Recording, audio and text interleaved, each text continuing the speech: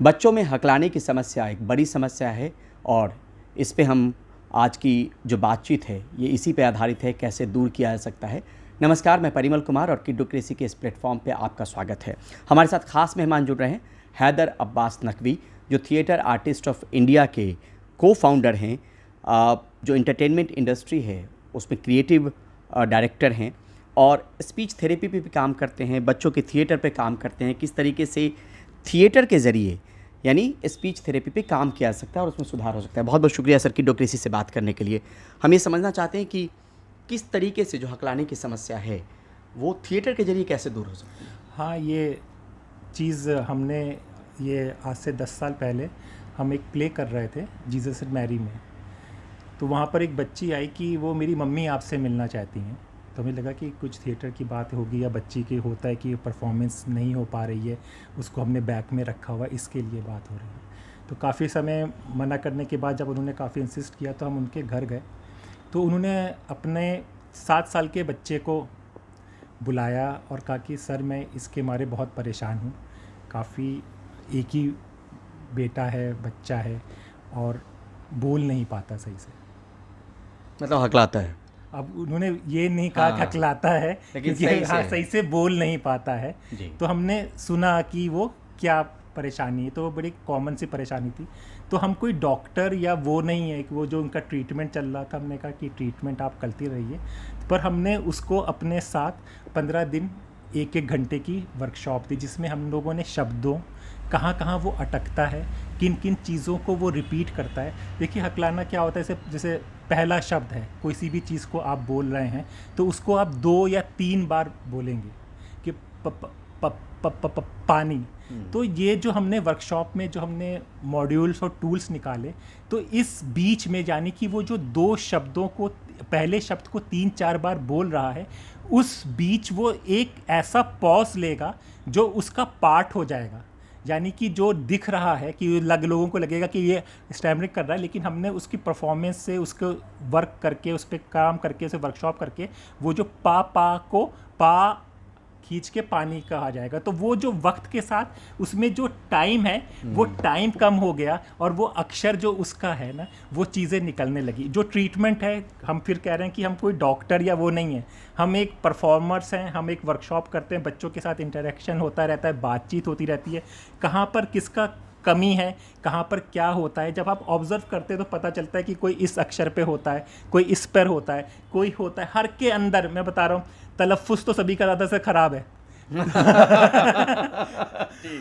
तो हम उस पर नहीं शर्माते। तो ये पेरेंट्स को थोड़ा सा अजीब सा सबको लगता है कि अपनी औलाद है, ये चीज़ें। तो ट्रीटमेंट है, जैसे ज़बान अगर दबी हुई है वो है, वो सब तो चल रहा है, लेकिन ना ये चीज़ों से वर्कशॉप हम लोगों ने किए तो उसका काफ़ी अच्छा रिज़ल्ट आने लगा और लोग काफ़ी आने लगे और उनमें चीज़ें होने लगी और पता लगा कि इतने सारे लोग इस सब चीज़ों से जूझ रहे हैं।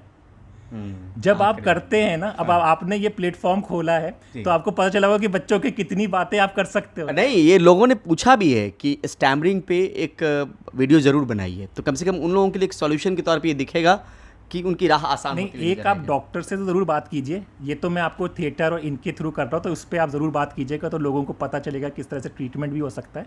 ये तो एक वर्कशॉप के थ्रू हम लोग चीज़ों को करते हैं और काफ़ी सुधार आता है। बच्चे इंटरेक्ट होते हैं, आपस में बात करते हैं, कहाँ पे अटक रहा है, क्यों अटक रहा है, अटकते वक्त उसकी बॉडी का जेस्चर, क्योंकि जब आप ना बोल रहे हो और अपटके तो आपका कॉन्फिडेंट लेवल एकदम ख़त्म हो जाता है और सामने वाले को लगता है कि अब कुछ फंस गया है, अब इसके अंदर प्रॉब्लम है। तो ये जब वो अटका तो घबराहट उसके चेहरे पर ना आए, बिल्कुल दिखे ही ना, और लोगों को लगे कि वो ड्रामा है ना, बेसिकली एक्टिंग है ना, एक्टिंग है वो। हाँ, मतलब वो तरीका है, उसका परफॉर्मेंस है, उसका स्टाइल है वो। हाँ। अब स्टाइल होता है, किसी का ये होता है, किसी का ये होता है, किसी का ये होता है ना, तो वो उसका स्टाइल में कन्वर्ट हो जाती है परफॉर्मेंस के थ्रू। तो ये इसका काफ़ी अच्छा रिजल्ट। मतलब लोग पकड़ नहीं पाते हैं कि ये हकला रहा है वाकई। लोग समझ नहीं पाते कि ये शायद ये कुछ प्रॉब्लम है, मतलब कि कुछ ये तकलीफ में है या वो है, वो समझ नहीं पाते लोग। मतलब कला के जरिए, कला के चीज़ें इसको ओवरकम कर दिया जाता है और इसका काफ़ी अच्छा रिजल्ट आ रहा है।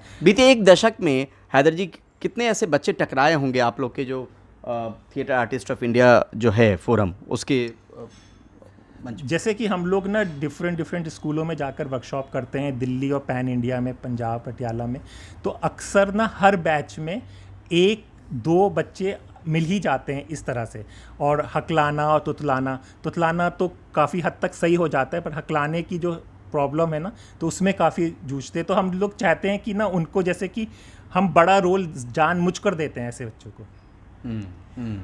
मतलब प्ले करवाते हैं? प्ले करवाते हैं। उनकी पहले परफॉर्मेंस से पहले वर्कशॉप होती है, वर्कशॉप में क्या क्या चीज़ें होती हैं, किन किन शब्दों पे होता है, तो वो जनरल होता है। जो स्पेशल फिर इन पे हम लोग एक्सटेंशन देते हैं। जैसे पेरेंट्स हमारे पास आ जाते हैं कि सर इन पे थोड़ा काम कर दीजिए, वो कर दीजिए, तो फिर वो इंडिविजुअल उनकी ट्रेनिंग शुरू होती है। मतलब 15 दिन में मोटे तौर पे हम जो ट्रेनिंग देंगे, उसके बाद कुछ अपना रिहर्सल भी करना है घर पे? नहीं, अब 15 दिन की जो ट्रेनिंग होगी तो उसको बेसिक क्या होता है ना, देखिए ट्रेनिंग किस चीज़ के लिए दी जाती है। ट्रेनिंग इसलिए की जाएगी कि आपके अंदर ना यहाँ पर एक रुकावट है, वो हम समझते हैं कि हमें बोल रहा है, तो हम उसके शब्द, उसके नोट होते हैं, रिकॉर्डिंग होती है, पूरी टेक्निकल ट्रेनिंग टाइप की होती है। उसके ऊपर वॉइस को रिकॉर्ड किया जाएगा, पढ़ा जाएगा, सुना जाएगा, कहाँ पर वो चीज़ें अटक रही हैं तो उन शब्दों को निकाला जाएगा, उन शब्दों पर बार बार बात की जाएगी, बार बार उन शब्दों को बुलाया जाएगा, बार बार उसकी प्रैक्टिस कराई जाएगी, कौन से अक्षर पे वो फंस रहा है, फिर उसको सुना जाएगा, फिर उसने बदला कि नहीं बदला। इस तरह से पूरा एक प्रोसेस 15 दिन का पूरा एक कोर्स टाइप का हम लोग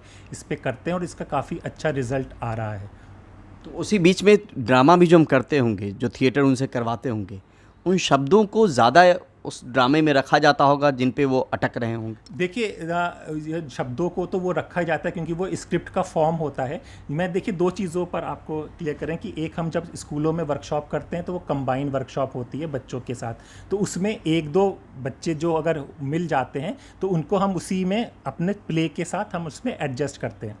कुछ पेरेंट्स फिर जो, अगर उन बच्चों के पेरेंट्स एक अलग से वर्कशॉप चाहते हैं कि सर आप इनको एक थोड़ा टाइम अलग से दीजिए, तो उनकी एक अलग से ट्रेनिंग होती है, जिससे मैंने आपको बताया ये रिकॉर्डिंग, ये सब चीज़ें वो करना कहाँ पर होता है, कितनी देर में होता है, पेरेंट्स के लिए भी काम होता है। जिस तरह से आप समझते हैं ना कि जब कोई डायबिटिक्स पेशेंट होता है तो उससे डॉक्टर क्या कहता है कि आप खाने के बाद अपनी शुगर को मेजर कीजिए, फिर इसको कीजिए, फिर कीजिए, तो उसी तरह से पूरा एक चार्ट बनता है। तो ये 15 दिन का पूरा एक इस तरह से काम होता है।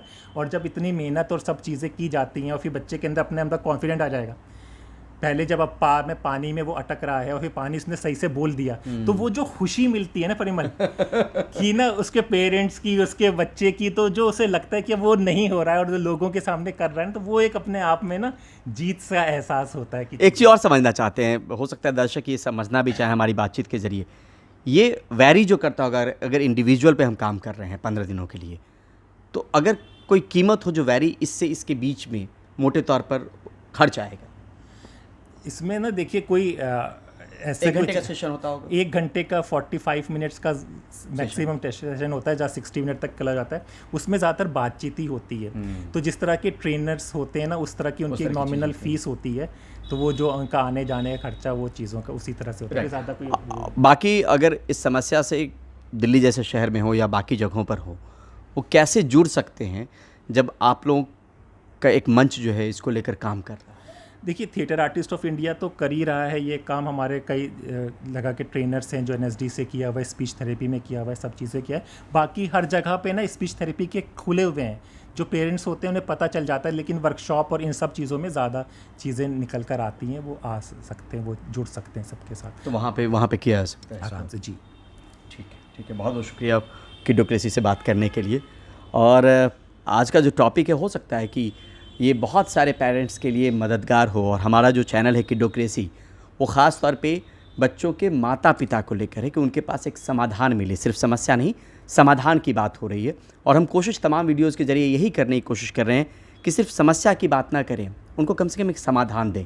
तो अब आपके पास इस तरीके का समाधान है जहाँ पे स्पीच थेरेपिस्ट जो ख़ास तौर पे रंगमंच से जुड़े हुए लोग हैं, वो आपके बच्चों पे काम कर सकते हैं। और 3 साल की उम्र से, हैदर जी, 3 साल से बच्चा बोलना शुरू कर देता है। बाकी बच्चे कुछ लेट भी बोलते हैं, लेकिन ना पता चलने लगता है कि हाँ, ये पहले तो लगता है कि ये बच्चा ही है, बचपन में सब कुछ होते हैं। फिर 5 साढ़े 5 से जैसे स्कूल जाने लगता है, तब पता चल जाता है कि हाँ, एक कुछ प्रॉब्लम्स ही है। तो मैं एक ये भी कहूँगा कि जैसे हमारे सर ने किया था ना, कुछ खट्टे मीठे फल, कुछ बांसुरी की धुन, थोड़ा जमुना का जल कोई लाके मुझे दे, तो बच्चों के लिए है ये सब चीज़ें कीजिए। बहुत बहुत शुक्रिया बात करने के लिए।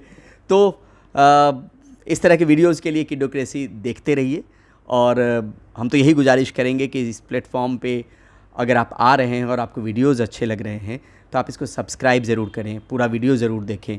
कोई सुझाव हो तो सादर आमंत्रित है, कोई आलोचना हो, पॉजिटिव आलोचना, तो आप दे सकते हैं, रिस्पॉन्ड मैं करूँगा। तो ये तमाम आश्वासन के साथ आज के लिए बस इतना ही। मिलते हैं फिर नए वीडियो के साथ। नमस्कार।